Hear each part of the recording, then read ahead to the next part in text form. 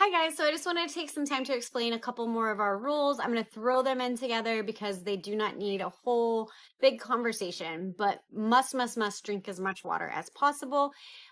As far as following our liquid rule, we are going to first and foremost prioritize water. You can have coffee and black tea, meaning I'm not going to put anything in my coffee besides absolutely nothing. That means absolutely nothing besides anything. So the same with tea. We cannot add anything to our tea. No sugars, no artificial sweeteners, no 0-calorie additives, absolutely nothing. We only want to drink that black.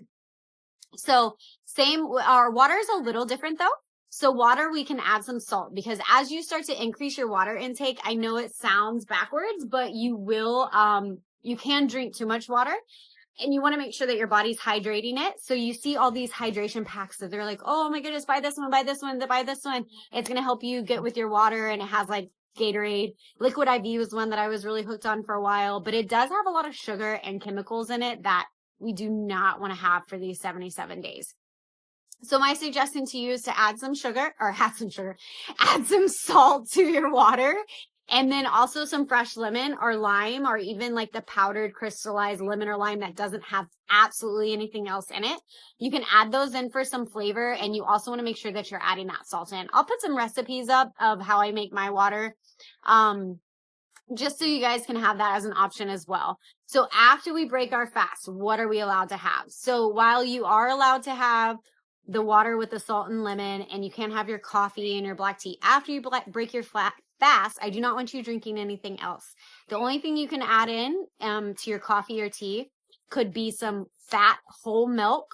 We want to add in some calories that are good for us. So some fats and some proteins are in that. Other than that, we want to stay away from the sugars. So even if you go to Starbucks or you go to Coffee Bean and you ask for a black coffee or just like a coffee, their iced coffee plain, it still normally has sugar in it.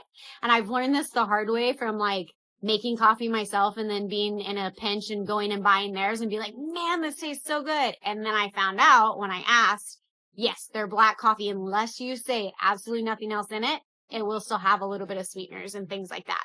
So number one rule for our drinking, our liquids before our fast, water, black coffee, black tea.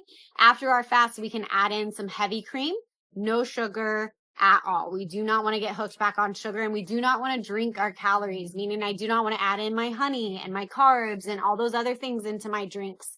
I want to keep my drinks just for that, for hydration and for like caffeinated purposes. I'm somebody who couldn't quit caffeine cold turkey. I'd be in a lot of trouble. So I understand that. And then let's talk about our other rule, sleep.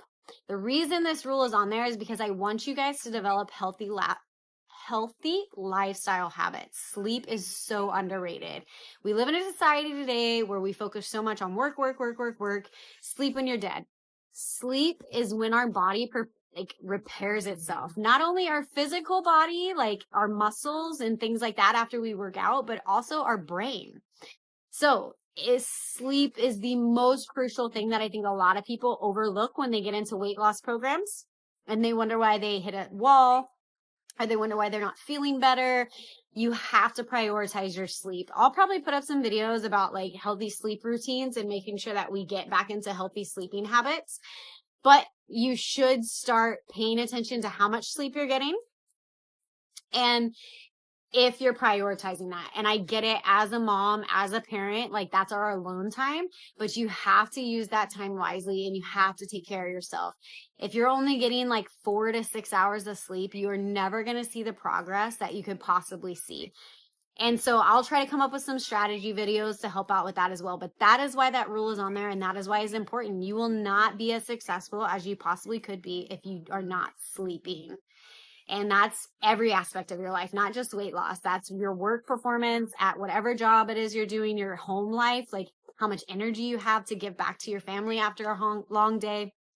So please prioritize these rules as well. I know that they seem a little different. They're not just nutrition based, but they are so important to your success for these 77 days and for the rest of your life. If we can create an awesome habit that you're going to be able to keep, you're going to be you're just going to be so much happier and healthier overall.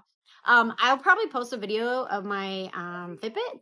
I use this to track my sleep, and I also use this to count my calories. It's not needed. You don't absolutely have to have one for this challenge by any means necessary, but it is a great tool that I myself use to make adjustments once I've mastered kind of the 77 days. And plus it's a great sleep tracker. That's how I know how much I actually slept versus I just laid in bed. So those are some great things as well. So I'll post some videos about that as well, but please make sure that these rules are just as important to you as following the fast and following the plate rule and making sure that we have all of our meals off of our food list.